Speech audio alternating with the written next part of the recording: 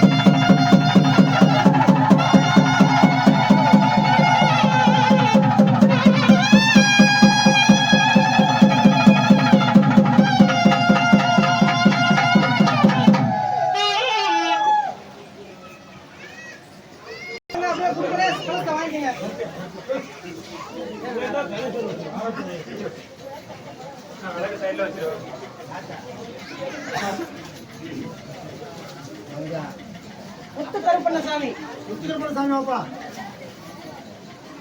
நல்லா தேங்காய் தேங்காய் தேங்காய் கீழே விழுக்கூடாது. பெரிய கருப்பண்ணசாமி பெரிய கருப்பசாமி சின்ன கருப்பண்ணசாமி தேங்காய் பிடிச்சிக்கிறாரு. தேங்காய் நல்லா பிடிச்சிக்கோங்க. நல்லா ரெடியா வச்சுக்கங்க. சின்ன கருப்பண்ணசாமி பிடிச்சிக்க. தேங்காய் பிடிங்க. தேங்காய் பிடிங்க. தேங்காய் தான். இருளப்பசாமி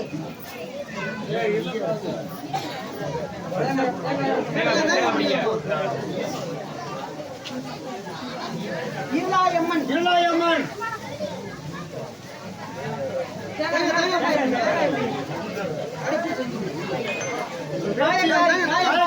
காயக்காரி அம்மன்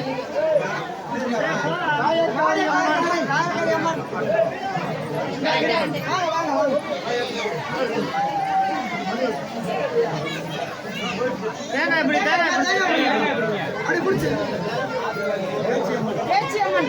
பேச்சியம்மன் பேச்சியம்மன் தேங்காய்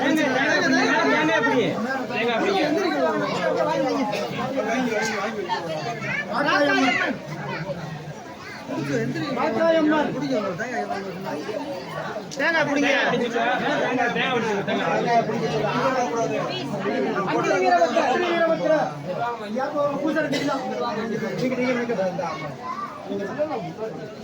அகோர வீரபத்ர அகோர வீரபத்ர கணக்கு சாமி கணக்கு சாமி கணக்கு சாமி சோனச்சாமி சோனைச்சாமி சங்கரி கருப்பு சாமி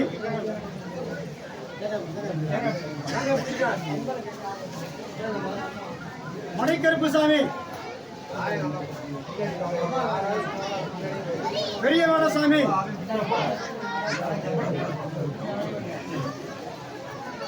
சின்னவாடசாமி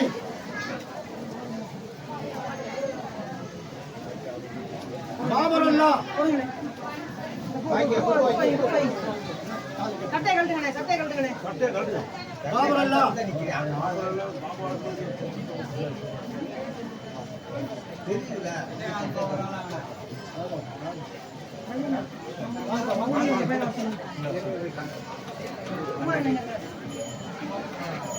பாபரல்லா மஞ்சமாதா மஞ்சமாதா மஞ்சமாதா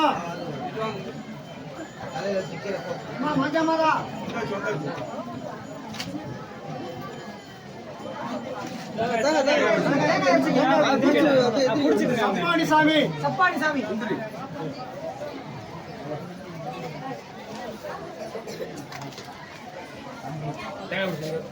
ஓடி வாங்க நல்ல பையங்க குமாரங்க வச்சு இன்னும் 3 காசு இருக்கியா 3 எடுக்கணும்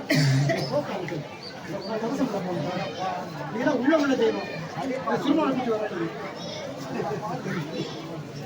ஓடி நீ வா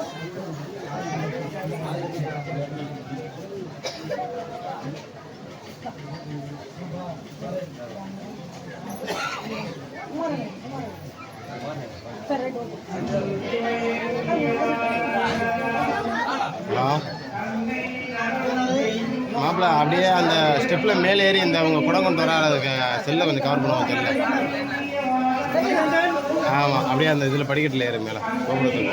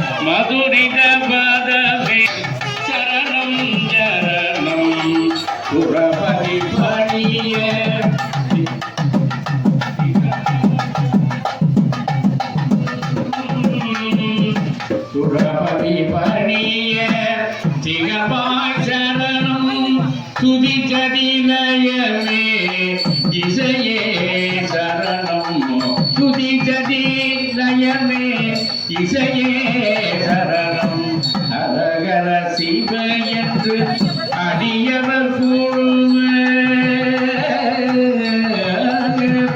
அரகர சிவ என்று அடியவர் கூறுவ அவரருள் பெற அருளமுதே சரணம் பரதவநிதியே சரணம் சரணம் மாதா ஜெயவோ லலிதாம்பிகையே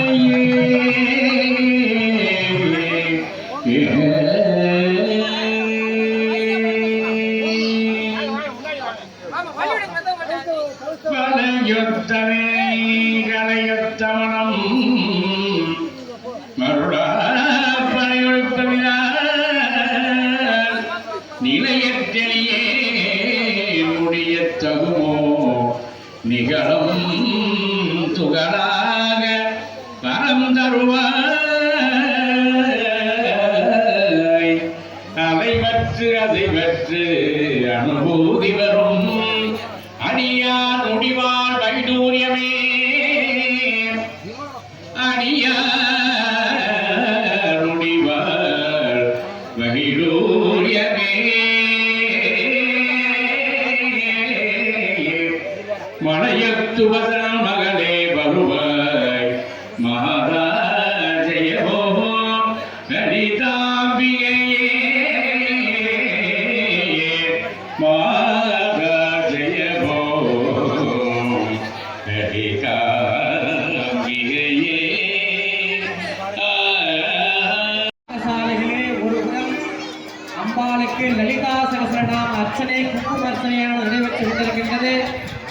அதே நேரம் இந்த முத்தந்திரான பூஜையும் தொடர்ந்து நடைபெற்றுக் கொண்டிருக்கின்றது.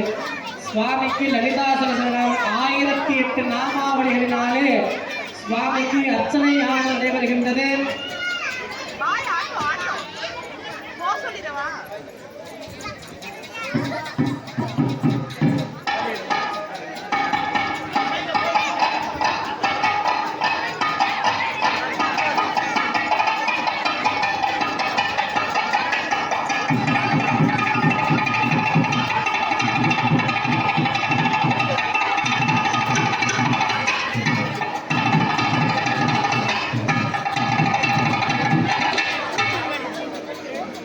நடந்து போறோம் உட்கார்றோம் எல்லா விஷயமே விவசாயம் பண்ணுறோம் எல்லாமே இந்த பூமியில நடக்கும்.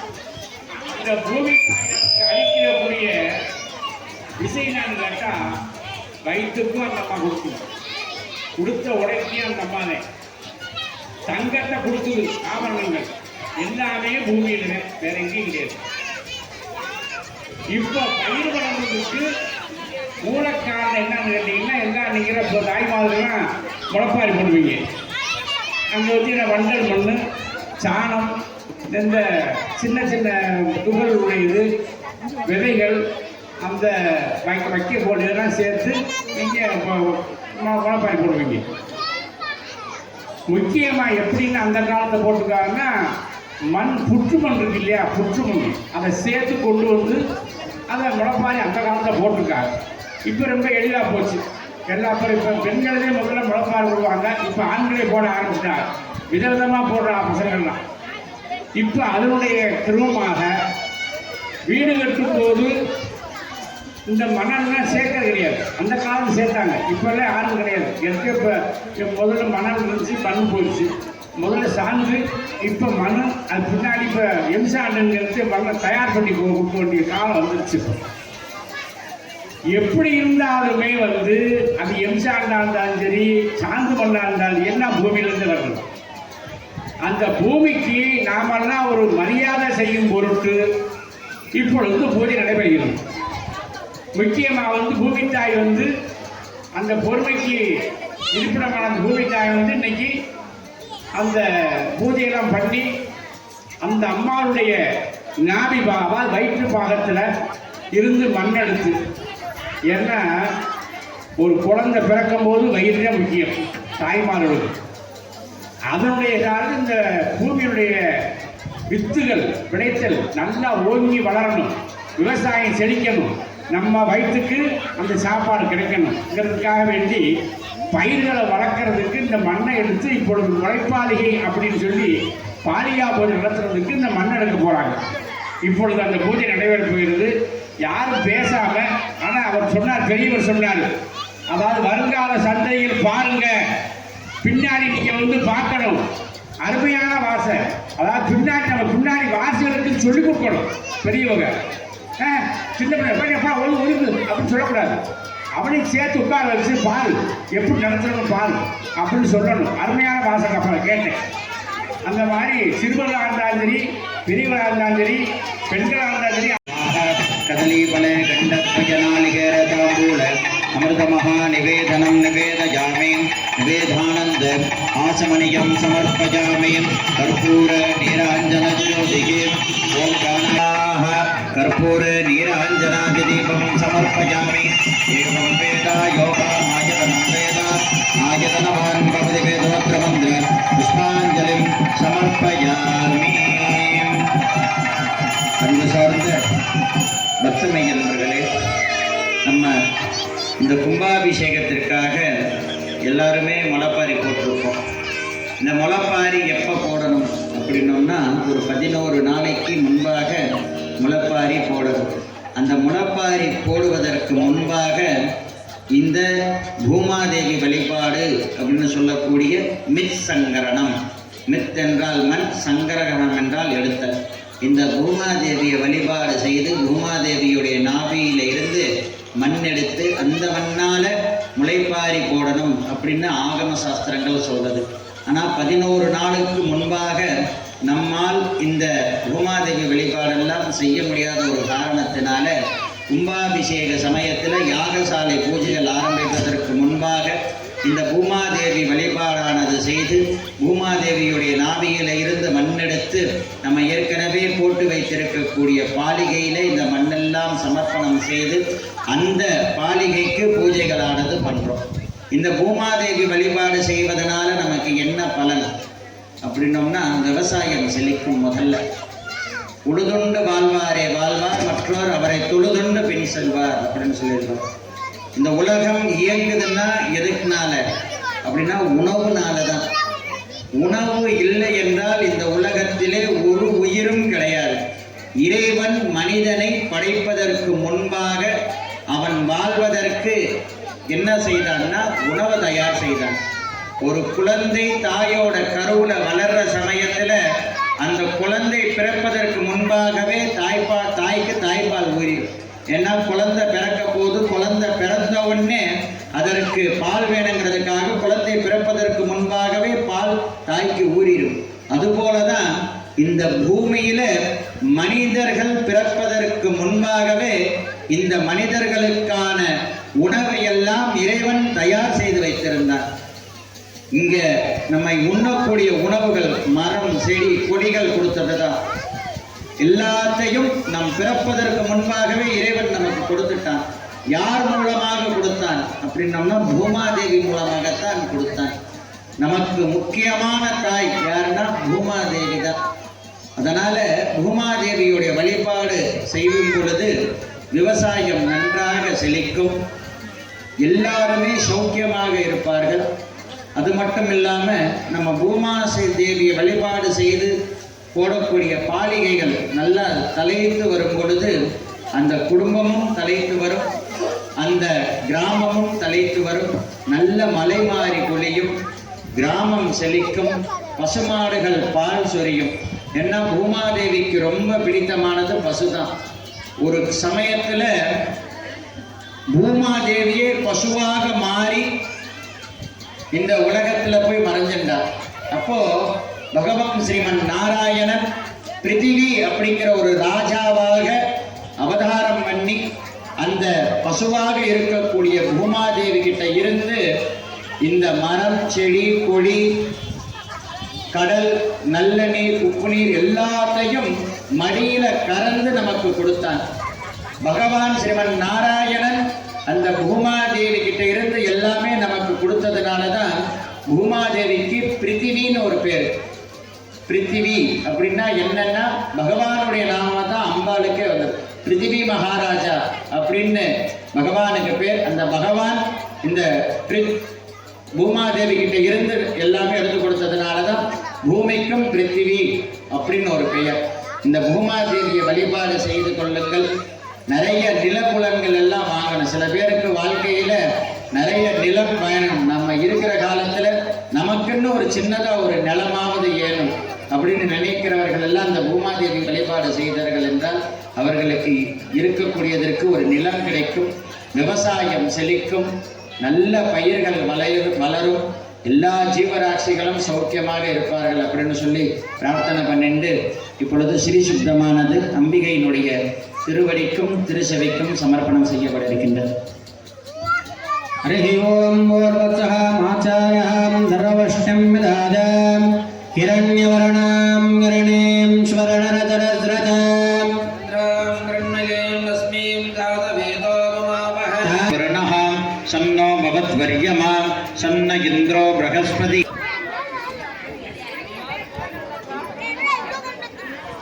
எல்லாரும் பூமாதேவிக்கு நல்ல மனசார பிரார்த்தனை பண்ணிக்கோங்க.